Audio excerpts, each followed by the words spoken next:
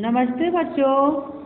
तो आप लोग को सूचना दे दिया गया है आपकी परीक्षा 7 तारीख को द्वितीय परीक्षा द्वितीय सत्र की जो प्रथम परीक्षा है आपकी 7 तारीख को होने वाली है, ठीक है ना। तो आप लोग को अब तैयारी करने के लिए हम लोग रिवीजन भेज रहे हैं, आप इसको ध्यान से देखेंगे, ठीक है ना। तो देख लो, अभी ये आएगा निम्नलिखित काव्य के आधार पर खाली जगह भरें, ठीक है ना। तो कविता भी मैंने आपको पाठ 12 से भेजी ना, तो कविता भी लिखने को मैंने भेज दिया। मैंने ये भी बोला था कि आप लोग कविता को लिखोगे और याद करोगे, हाँ, ताकि काव्य पूरा करने को आएगा तो कविता नहीं याद रहेगी तो आप लोग काव्य को पूरा नहीं कर सकते, ठीक है ना।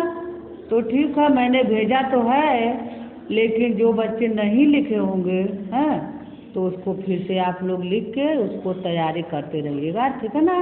यहाँ दिया है बरखा आई, डाल डाल, यहाँ रेड पेन से मैं भरती हूँ हरियाली छाई। फिर नंबर 2 है काले काले बादल आए, उमड़ घुमड़ कर नभ।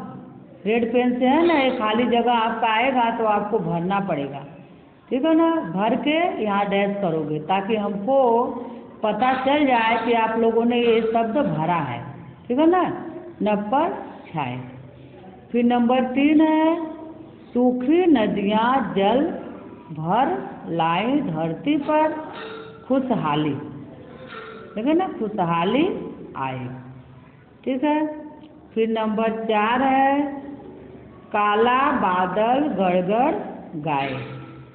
फिर इसका है मोर, रेड पेन से लिखा है ना, मोर नाच नाच लहराए, ठीक है ना बच्चों। फिर नंबर 5वां आपका है बिजली चमचम चमक दिखाए, रिमझिम बूंदे आए, ठीक है। तो ये 5 आपका खाली जगह भरने को आएगा, इसको आप लोग ध्यान से देखना है, ठीक है ना। साफ साफ लिखोगे ताकि पता चले। कभी कभी ऐसा होता है कि आप लोग जल्दीबाजी में उल्टा पुल्टा लिख दोगे तो समझ में नहीं आएगा, ठीक है ना।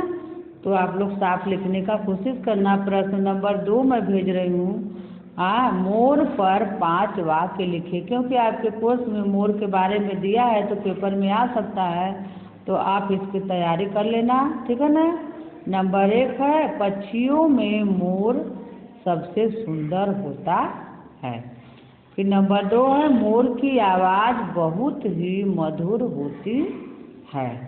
नंबर 3 है बच्चों को मोर पंख बहुत प्रिय लगता है, वह किताबों में रखते हैं। फिर नंबर 4 है श्री कृष्ण जी हमेशा मोर पंख से बना हुआ मुकुट पहनते थे, ठीक है ना। फिर नंबर 5 है मोर को चिड़ियाघरों में रखा जाता है और यह भारत का राष्ट्रीय पक्षी है, ठीक है ना बच्चों।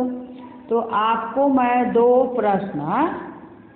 प्रश्न रिवीजन के लिए भेज रही हूँ, ज़्यादा बड़ा नहीं भेज रही हूँ ताकि आप लोग को उसको करने में प्रॉब्लम होगी।